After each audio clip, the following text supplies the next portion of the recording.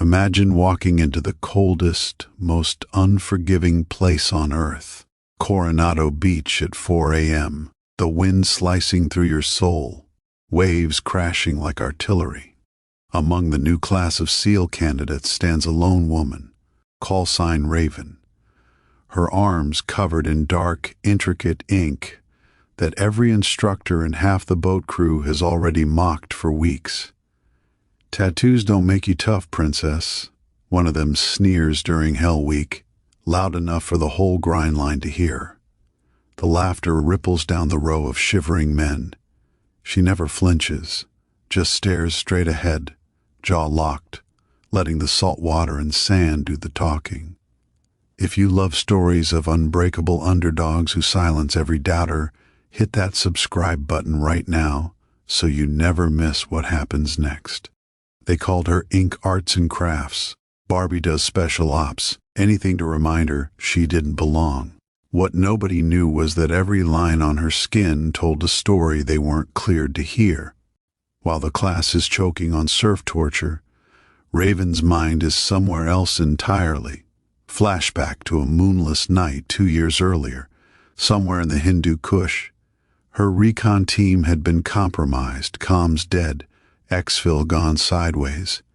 In the chaos, she'd memorized a patch worn by a shadowy Tier 1 unit that swooped in to pull them out, a black raven clutching a broken trident inside a crimson circle.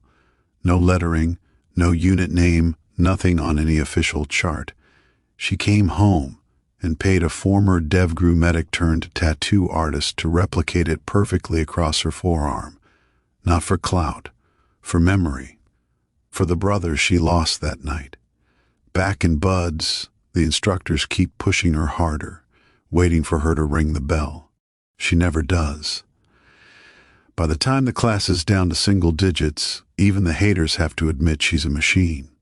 Then comes the final board, the legendary review where instructors decide who earns the trident. The room is silent, fluorescent lights humming. The senior chief flips through her package, stops cold, and zooms in on a close-up photo taken during medical screening. Her forearm tattoo, crystal clear. His face goes white. The Master Chief leans over, sees it, and mutters a single word no one expected: impossible. See, that patch Raven wears on her skin has never appeared in any open-source database. It's not DevGru Red. It's not Delta.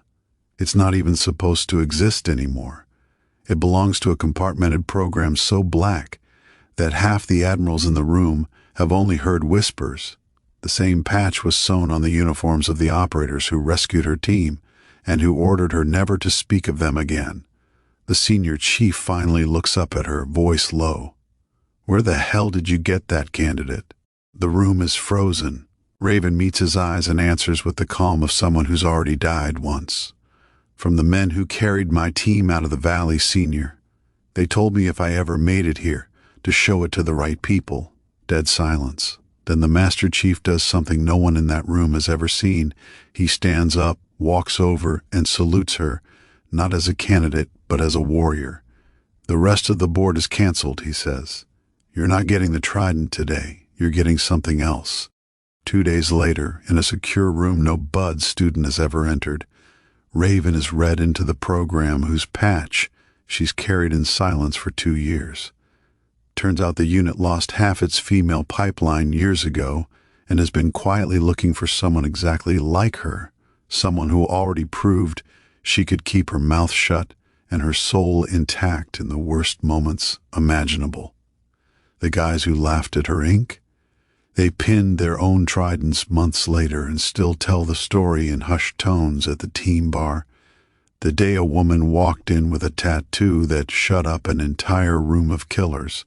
Some of them still can't look her in the eye without remembering the moment they realized they'd mocked living, breathing history. Raven never bragged. She just vanished into the night with the people who wear that Raven patch, doing work that will never make the news. But every now and then, when a new generation of candidates starts talking trash about who belongs and who doesn't, an old instructor will roll up his sleeve, show them a tiny faded Raven, and say, laugh at the ink all you want. Just pray you never have to earn it. That's the kind of fire that forges legends. If this story hit you in the chest the way it hit me telling it, drop a comment right now and tell me, from which part of the country are you watching this video? I read every single one, and I can't wait to see where all of you warriors are tuning in from tonight.